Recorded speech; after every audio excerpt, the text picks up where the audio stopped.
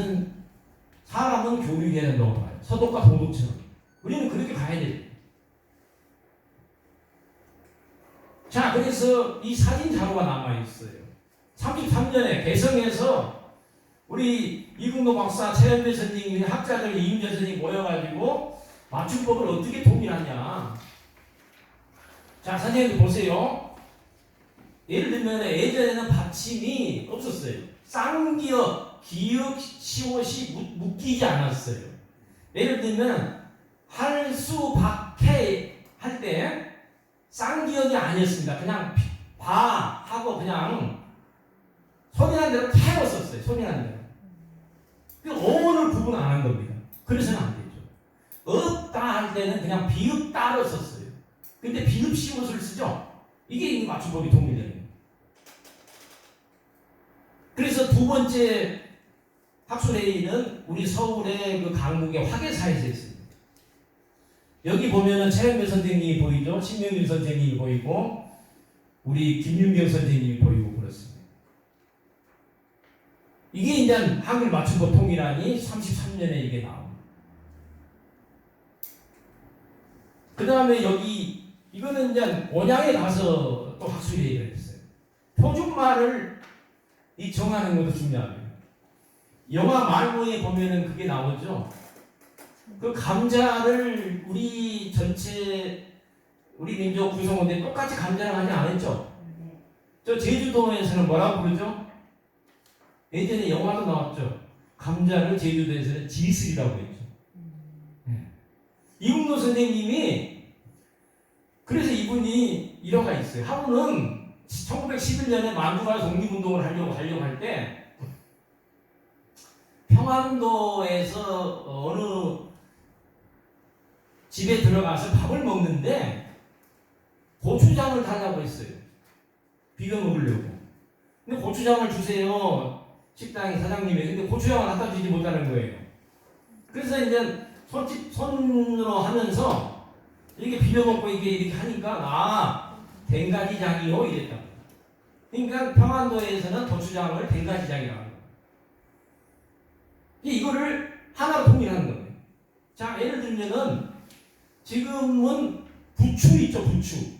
부추라고 하지만은 저 경상도에서는 사투리로 뭐라고 하죠? 정구지 이렇게. 전라도에서는 또 그렇게 안 부르죠. 지금도 전라도에서는 솔이라고 합니다. 조울이라고 해요. 자, 이랬을 때 그래도 표준어가 뭔가 있으면 좋겠죠. 그래서 부추로 하자. 예를 들면은 가위라고 할 것인지 가세라고 할 것인지. 그렇죠. 이것도 뭔가 통일된 어떤 표준어가 있어야 되겠죠. 이런 일을 하는 거예요. 우리 현충사를 또 참배했어요. 이분이 이국노 선생님입니다. 이윤재 선생님 이렇게 보입니다. 문세영 선생님이 보이고. 그래서 현충사에는 이순신 장군을 모신 사당이죠. 이게 현충사 저 글씨를 숙종대왕께서 써주셨습니다.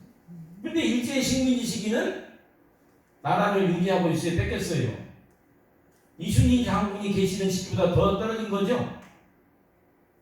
그러나 조국을 되찾아야 되겠죠. 여기는 봉황각에서 우리 서울 봉황각에서 또 두 번째 표준어를 정하는 회의를 합니다. 여기에서 보면은 이윤재 선생님, 이국노 선생님이 보입니다. 여기 보이죠? 그 다음에 최현배 선생님이 여기 보이네요. 이분이 최현배 선생님입니다. 그 다음에 이분이 키가 작으신 분이 서울대 국문과 교수였던 이승 선생님입니다. 이분이 이승 선생님. 인천에서 또 학술회의 한 표준어를 정한 학술회의를 했어요. 이분이 키가 다른 분에 비해 좀 적죠? 이분이 일석 이승 선생님. 이국노 박사가 보이죠? 이게 조선 표준말 모음이라는 책을 냈습니다. 표준어를 통일했어요. 그 다음에 10년간 또 작업을 해서 외래어 표기법을 통일했어요. 일제시대의 외래어가 통일이 안 돼서 예를 들면은 영국의 수도가 어디죠? 런던이죠, 런던. 근데 일제시대 책을 보면은 윤돈이라고 되어 있는 경우가 있어요. 이게 한자 말로 윤도, 런던을 윤돈이라고 했어요.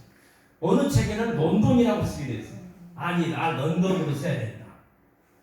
이게 통일하는, 이게 41년에 책을 냈어요. 이런 거를 우리 민간인 학술단체의 학자들이 냈다는 것은 엄청난 일이죠. 조선학회 우리 말글을 연구하는 학술지, 한글지를 발간했습니다. 이게 93호까지 나왔어요. 이런 책을 냈어요. 학자들이. 그런데 이런 잡지를 내려면은 뭔가 돈을 대주는 사람이 있어야 되겠죠. 후원자가 있어야 되겠죠. 이국노 선생님이 또 모았습니다. 적극적으로 뛰어다니면서.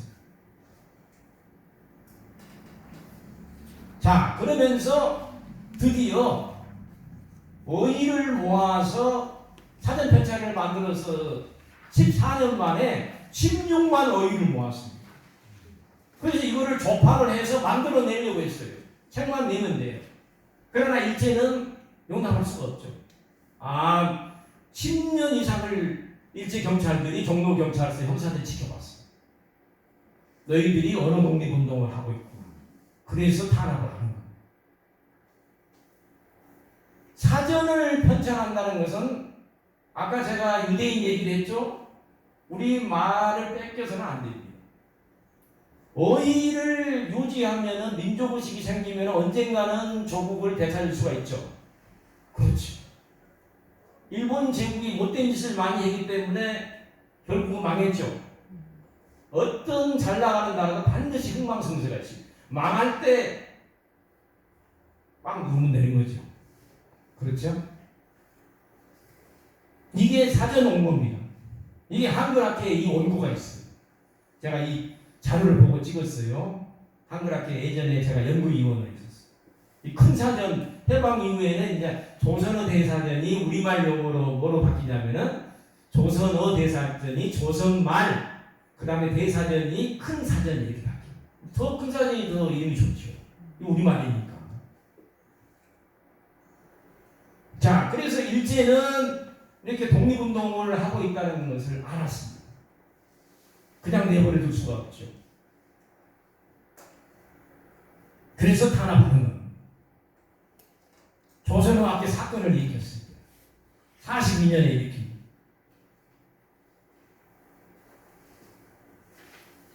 16만 어휘를 뜻풀이를 해서 조판을 하고 있었다고 했죠.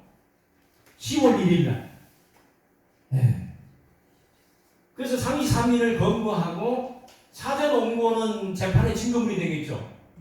그래서 한국으로 갔습니다. 이게 이국노 선생님께 다시 함흥지방법원 판결에 불복해서 또 상고를 했어요. 서울에서 또 재판을 했어요. 그래서 다행히 함흥에 있었던 원고가 사전 편찬 원고가 어디로 갔겠어요? 서울로 왔습니다. 그래서 말로 영화 보면은 그 경성역 창고에서 그걸 발견하죠. 그래서 이국노 선생님이 울었대요. 이 자료가 나와서. 그래서 이 원고를 가지고 47년에 조선말 큰 사전을 내게 되는 거예요. 이 책이 뿌리가 돼서 북쪽과 남쪽의 국어사전, 여러 선생님들하고 자제분들이 보는 책상에서 보는 국어사전의 뿌리는 다 여기에 있는 겁니다. 그래서 이국노 선생님이 40년대에 이런 얘기를 했대요. 사전 편찬을 하면서 사전을 완성하게 되면은 우리말과 조선의 호를 영구히 우리가 유지할 수 있다. 우리 굴복하지 말자. 이국노 선생님의 그 바람이 맞았던 거죠. 그래서 탄압합니다. 33명을 검거를 했다고 했죠. 유치장에는 31명을 집어넣었습니다. 이 두 사람은 한 분은 병원에 계셨고 한 분은 중풍 질환이 있었어요. 그래서 저 한경도를 끌려가지고 데려가지는 않았어요. 그러나 33명을 원래 검거하려고 했어요. 이국노 선생님 징역 6년 치안유지법 독립운동 하신 분들이 받는 법이 일제가 만든 탄압법이 치안유지법이라고 해요. 여기에 치안유지법에 걸린 사람은 다 독립운동 하신 분들이 걸려요. 그냥 고정놈들이 걸리는 것은 형법이나 뭐 이런 거, 절도죄들은 달라요. 그래서 3.1운동 민족대표와 똑같이 생각해요. 3.1을 근거한다고 했죠. 이인 선생님 책에 이게 나와요. 반은 인사들이다. 그래서 제가 이거를 33일을 정리를 해봤어요. 우리 말글을 지키는 운동하신 분들이 21분이 건거되었고, 핵심 인사 제가 적어놨잖아요.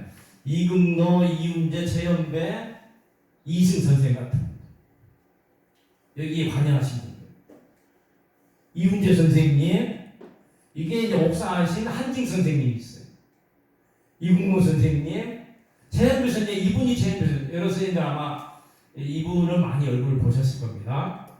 그 다음에 이승 선생님, 정태진 선생님, 아까 사전 편찬을 하려면은 편찬원들이 월급을 줘야 되겠죠. 그래서 돈을 내준 분들이 있었어요. 좀 부유한 분들. 그래서 8분들이 후원했습니다. 그래서 이 8명에 대해서는 일제가 판결 내릴 때 2년 이상 됐어요. 아주 재질이 나쁘다. 이게 이분이 이우식 선생님, 의령 출신입니다. 그 다음에 이분이 초대 법무장관했던 이인 선생님, 장현식 선생님, 이 국회 부의장을 지낸 분이 김도연 선생님, 선민호 선생님, 신현모 선생님 이런 분들이 또 다른 자매기관에 연루된 분들 3분이 있습니다. 이게 이분이 이훈상 선생님도 33일입니다. 이분이 아주 우리말 시조를 많이 썼죠? 네. 이분이 안호상 선생님, 안호상 나중에 장관했죠. 그 다음에 독립운동 하시고 사전편찬에 임원으로 활동하신 분, 김범민 선생님.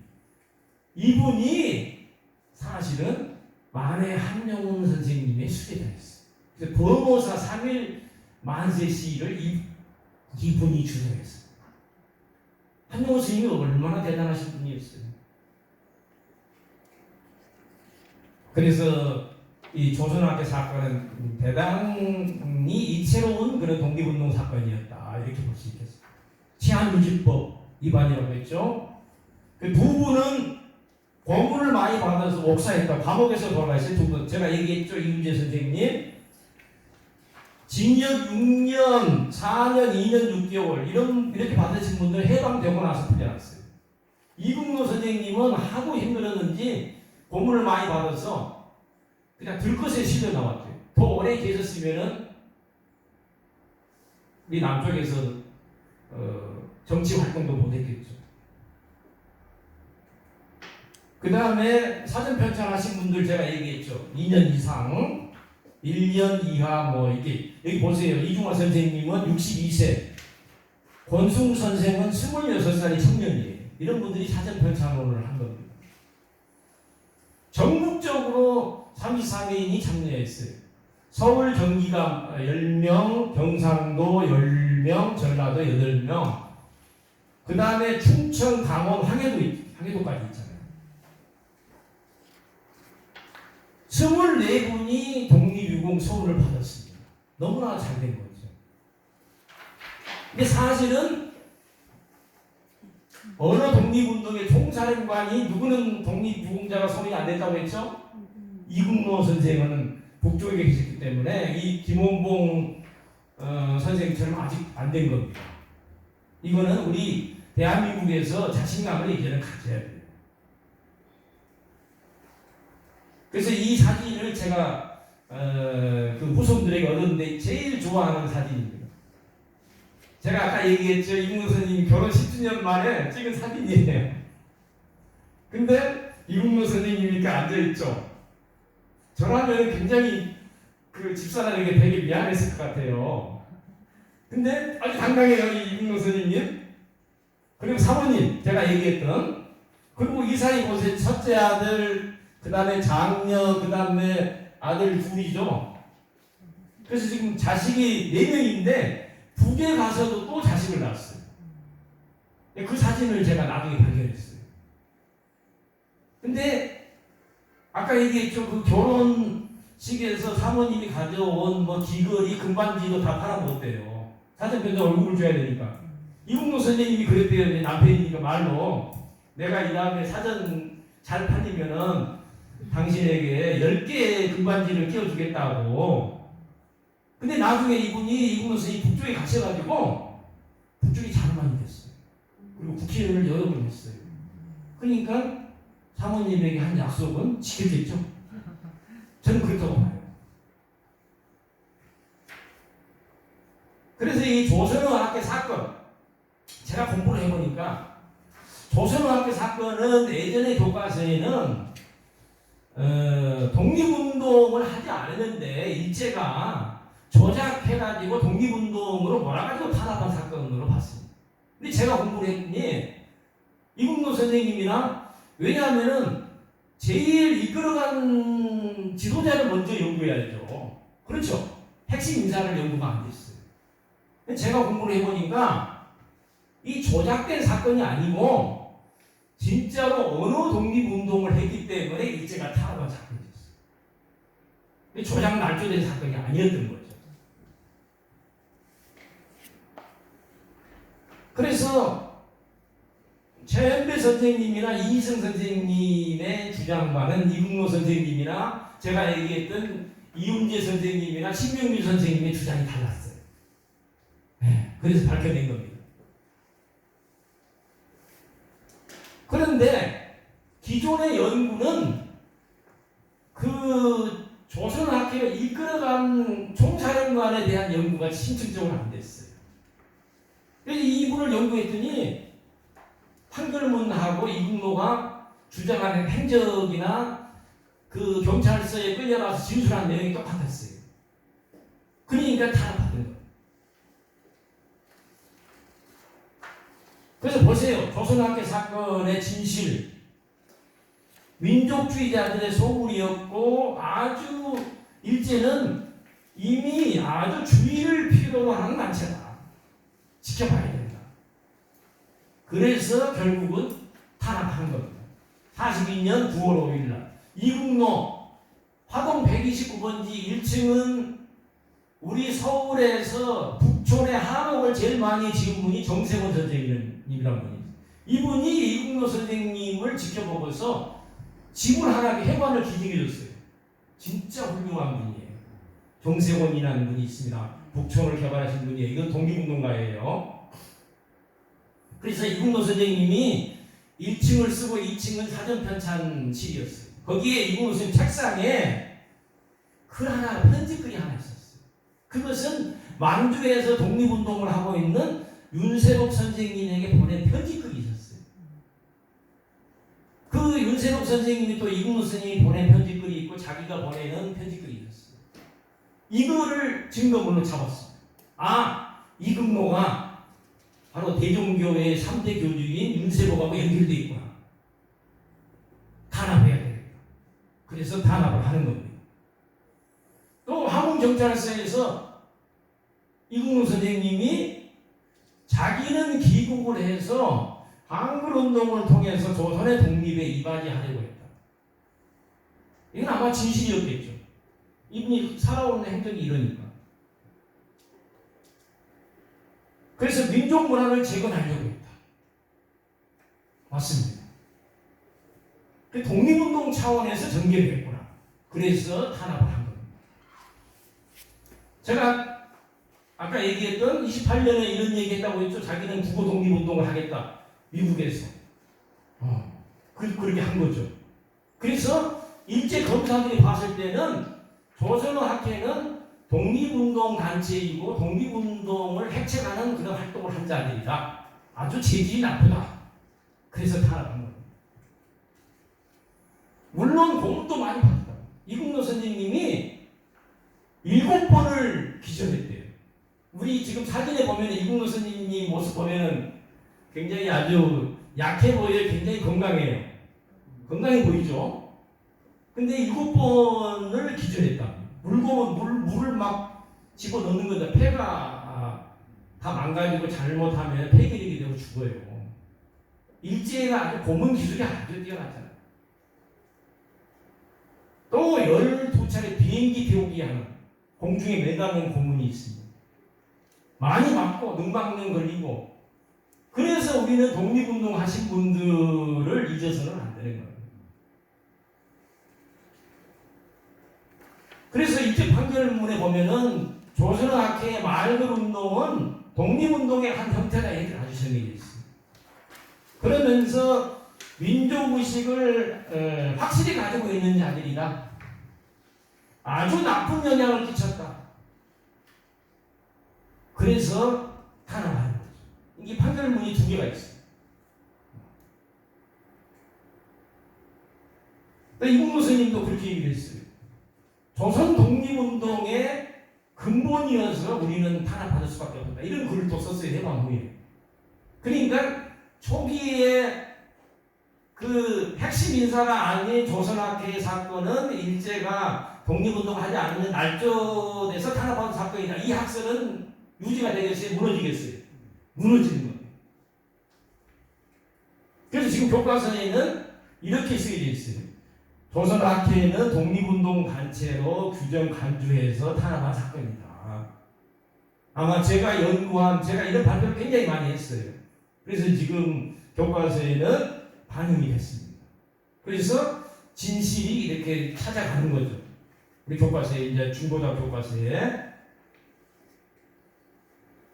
그래서 이국노 선생님이 하신 14년간의 우리 말거를 지키는 독립투쟁은 결국은 우리 민족을 영구히 유지하는 그런 독립운동이었다. 이렇게 정의를 할 수 있겠습니다. 그리고 이분의 업적이 해방 후에 남북계로 국어정책에도 영향을 주고, 그래서 제가 시간이 좀 지났습니다만은 한 10분, 5분 정도만 마무리하겠습니다. 해방 이후에 감옥에서 나오셨다가 서울로 왔습니다. 우리 화동 129번지에 계셨어요. 그러면서 이분이 계속해서 조선학회 회장, 근사전을 내시고 한글 노래도 작성하고, 그러니까 48년까지는 이분이 한글날이 일제시대도 한글날이 있었는데 한글날 행사를 이분들이 했어요. 26년부터. 해방된 조국에서는 당연히 한글날이 부정이 되겠죠. 이국노 선생님이 지은 노래로 가지고 불렀어요. 근데 이분이 북쪽에 계셔버리니까 이국노 선생님이 지은 노래는 남쪽에 더 이상 쓸 수 있어요? 없죠. 그래서 이제 바뀝니다. 최현배 선생님이 지은 노래로 바뀌었어요. 한글날 때 부르는 노래가. 한글 전형을 교과서에서 관철시켰습니다. 이국노 선생님이 남쪽에 계실 때 교과서를 편찬하고, 이국노 선생님이 아주 뚝심이 있었어요. 초등학교를 예전에는 국민학교라고 불렀어요. 국민학교도 독립국가에서는 의무교육을 실시해야 돼요. 지금은 어디까지 의무교육이 됐죠? 우리가 중학교, 사실은 우리 국력이면은 대학교까지 의무교육을 해요. 지금 독일 같은 경우는 지금 독일에서 석사, 박사를 받을 때 전부 학비 없이 다니죠?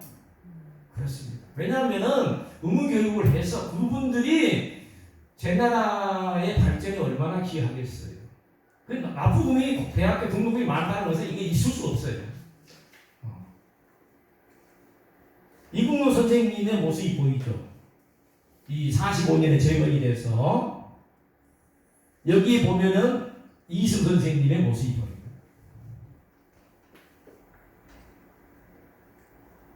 이 사진이 지금 현재 이쪽 건물이 이국노 선생님이 계셨던 집이에요. 제가 그 안에 한번 들어가 봤어요. 온불교에서 지금 쓰고 있는데 아주 감동적이었어요. 이런 작은 2층 양옥집에서 안에 들어가면 있습니다. 여기서 사전 편찬을 하고 표준말을 정해낸 거죠. 우리 이렇게 보면 우리 민족이 대단하지 않습니까? 우리 민족은 저는 절대 망한다고 보지 않습니다. 우리는 예전 그 수나라 당나라 이후에 그 중국 세력이 어떤 세력과의 전쟁에서 우리는 무너지지 않았어요. 우리가 최근에 일본의 경제 침탈에 싸워서 우리가 이겼죠. 네. 그 조력이 우리 민족에게는 DNA가 있는 거죠. 지금 우리가 지금 이렇게 이제 일어서고 있는 거죠. 지금 저는 그렇게 봅니다. 이국노 선생님의 이 사진을 하나 얻었어요. 아마 해방 이후 때 찍은 사진 같은데, 네. 한글 전용 교과서 미군정 시기 때 초중등 교과서 한글 전용 가로쓰기를 관철시키잖아요. 이걸 대단히 잘한 겁니다. 한자를 섞어 쓰면은 이게 속독이 너무 느려요. 그래서 이국노 선생님이 이런 한글 전용을 주장해요. 그 노선을 이어받으신 분이 최현배 선생님, 안호상 선생께서 48년 우리 대한민국 정부가 수립되고 난 이후에 한글 전용법이 국회에서 통과됐어요. 공문서는 한글로 써야 돼요. 근데 지금 모든 책도 다 한글로 써야 돼요. 국어기본법이 개정돼요. 근데 요즘 보면은 지금은 한자 혼용은 뭐라 했는데 지금은 또 어떤 세상이 됐냐면 영어를 또 섞어 쓰기 시작해요. 이건 대단히 이건 있을 수 없는 거예요. 이 조선말 큰 사전의 모습입니다. 이게 6권이 나왔어요. 이제 조선학회가 한글학회로 바뀌면서 책이 6권이 나왔어요. 한글 노래가 있어요. 이국노 선생님이 지금 이국노 작사 이렇게 돼 있잖아요. 세종임금 한글 편이 28글자 사람마다 쉽게 배워서 이렇게 돼 있죠. 이 노래를 부른답니다. 해방 이후에는 48년까지 이 노래를 부르신 어르신들이 계시더라고요. 네. 그래서 독립운동 하신 분들이 주로 반독재 민주화 운동을 그 이후에도 해방 이후에도 계속해서 해 나갔습니다. 이국노 선생님 아까 얘기했죠. 좌우합작위원회 남북합작을 해야 됩니다. 그렇습니다. 국민들이 그래서 정치에 대해서 무관심하는 것은 역사 발전에 전혀 기여할 수가 없어요. 정치라든지 경제에 우리 5천만 국민이 관심을 가져야 됩니다. 물론 자기 발전을 위해서 충실하면서도 왜냐하면 우리는 공동체 생활을 하고 있기 때문에. 근데 정말 이번에 보니까 우리가 어느 순간에 선진국이 됐잖아요. 이 마스크 쓰는 거 보세요.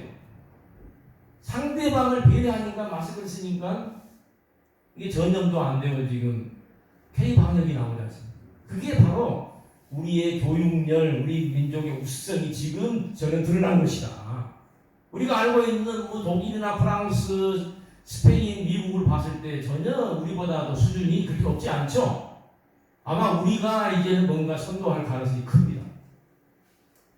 안재홍 선생님이 일제시대 감옥을 9번 들락거렸는데도 변절하지 않았어요. 좌우합작위원회, 독립운동 전선에 미군정 시기에 민정장관을 지내십니다. 이게 납북됐어요. 이분이 우리 남쪽에 6.25 전쟁 때 끌려갔어요. 이 가운데 계시는 분이 일제시대 사진인데 여운형 선생님, 그 다음에 이국노 선생님입니다. 이렇게 일제시대에 만났어요. 그러니까 해방 이후에도 계속 같은 길을 가는 겁니다. 해방 이후에 좌우합작위원회가 열렸어요. 46년, 47년에 여운형 선생이 암살당했죠. 그런데 여기에도 보면은 이국노 박사가 여기에 있죠. 사진에 나오죠. 좌우합작 이게 성공했어야 돼요. 그러면 우리가 두 개의 정부를 48년에 절대 세워서는 안 됐어요. 우리도 오스트리아처럼 갔었어야 돼요. 근데 우리는 소련에 의존하고 미국에 의존하는 세력들이 셌어요. 오스트리아는 국민들의 정치 수준이 높았기 때문에 좌우합작위원회가 만들었다겠죠. 임시정부, 우리는 임시정부를 세우지 못했어요. 그러니까 우리의 분단이 언제까지 갈지 알 수가 없는 겁니다. 다른 데 똑같은 제가 오스트리아 스위스를 가면서 제가 생각을 많이 했어요. 그게 지금 우리 민족이 짊어진 그게 하나의 짐인 거죠. 그 당시에 우리 선열들이 대단히 똑똑했다면은 두 개의 정부를 안 세우는 데 뭉쳤다면은 달라졌겠죠. 한번 선생님 생각해 보세요. 일제시대 소풍을 금강산을 가고 묘양산을 갔습니다. 제가 배화여고 학생들 사진을 봤어요. 무슨 금강산 사진이 소풍이 묘양산 사진이 있었어요. 지금 우리 갈 수 있어요. 일제시대도 철도가 경부선 철도가 뚫려서 저기 만주 시베리아를 다 갔지 않습니까? 송기정 선수가 어떻게 했어요? 경성역에서 기차를 타고 중국을 지나서 기차 타고 모스크바 지나 독일 갔잖아요. 지금 우리가 연결됐어요. 철도가. 우리가 깊이 생각해봐요. 언젠가는 사람은 교류해야 되고 철도와 도로는 연결돼야 되는 거예요. 왜냐? 우리 민족이 우리 국가가 융성하게 발전해 나가야죠. 그렇지 않겠습니까? 지금 세계의 G2에서 G1으로 올라가려는 나라가 지금 중국이 크고 있잖아요. 그런데 유럽의 패권은 독일이 잡았습니다. 그런데 지금 현재 독일하고 중국은 베이징 간에 일주일에 몇 번씩 열차가 다니고 있습니다. 독일의 그 볼보라는 무슨 차가 있다며요. 이게 그대로 그냥 100% 조립이 돼서 중국에 떨어진다는 거예요. 중국의 그런 농산물이 베를린역에 내리고. 저는 앞으로 세상은 결국은 중국하고 독일이 굉장한 힘을 발휘할 가능성이 있어요. 우리가 제국을 보면은 예전에 무적 함대를 가졌던 에스파냐가 있었죠. 지금 보면 어떻게 됐어요? 식민지가 없어지니까 약해졌죠. 영국 해가 지지 않는 나라라고 해서 지금 영국 찌그러졌습니다. 미국 지금 많이 흔들리고 있어요. 지금 중국이 커가고 있잖아요. 이 모든 역사는 흥망성쇠가 있는 거예요. 우리도 뭔가 대륙과 연결이 돼야 되죠. 이거 우리 민족이 피할 수 없을 거예요. 자, 그래서 마지막으로 결론은 이국노 선생은 독립운동가였고 민족주의자였다. 제가 공부한 바로는 김구 선생과 똑같은 노선이었어요. 이분은 사회주의 단체나 자유단체에 가입하지 않았어요. 이분은 독일에서 공부를 했기 때문에. 이분은 미 군정에도 참여했습니다. 미 군정의 그 교육심의에도 참여했어요. 북한에서 왜 이분이 거기에 북한에 자유했느냐? 남북 연석회의 가셨다겠죠. 거기서 이제 남았습니다. 아마 결정적인 것은 여운형 선생이 암살당했기 때문에 생존하기가 남쪽에서 어려웠을 거예요. 이건 선생님 판단하시겠죠. 그 다음에 북한에 계시면서도 이분은 그 국어학자이기 때문에 조선 말글을 연구하는 연구회의 위원장을 하잖아요. 사전 편찬의 위원장을 하고 리더십이 아주 특출난 분이기 때문에 그 다음에 조선어 문학연구소 소장을 하지 않습니까? 북한에서 또 조선어 소사전을 내죠. 남쪽에서 있을 때도 이분은 조선말 큰 사전을 내려고 북한에서도 이런 사전을 내지 않습니까? 그 다음에 북한의 2인자 김두봉이라는 분이 있어요.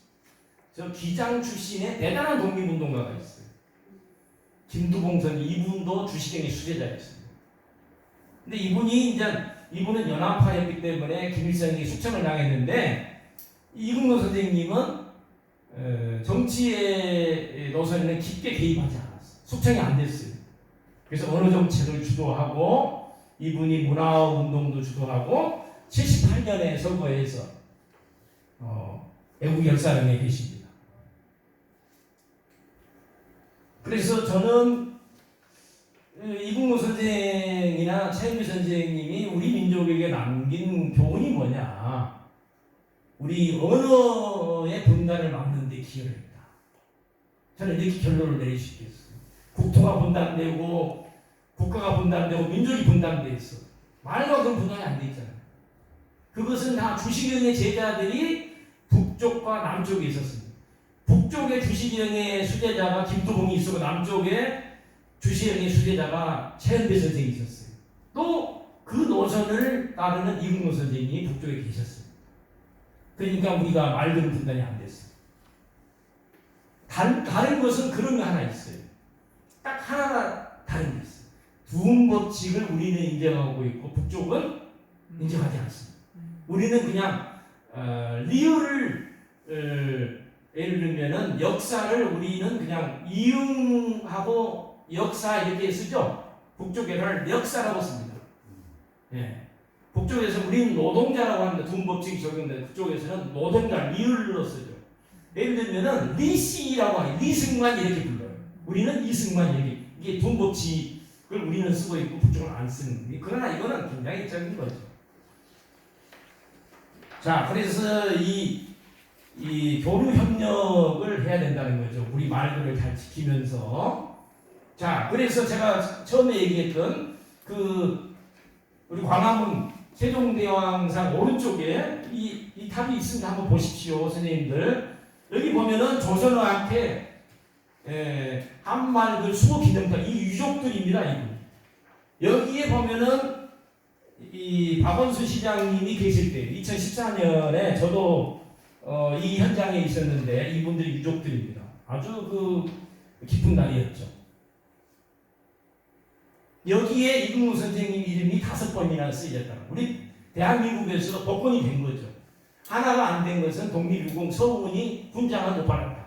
그러나 이 부분에 대해서도 우리는 북한보다 현재 40배를 잘 살고 있고 우리가 지금 7번째 나라가 됐는데 이제는 자신감을 가져야 되죠. 그래서 마지막으로 우리 말들을 지켜야 된다는 거죠. 이게 어느 나라에 있는 간파이냐면은 이게 연변대 어느 교수님이 저한테 보내줬어요. 지금 우리 서울을 때 간판을 보면 전부 영어로 다 알파벳으로 쓰여져 있어요. 이게 연변에 있는 간판입니다. 인도 요리라고 되어 있어요.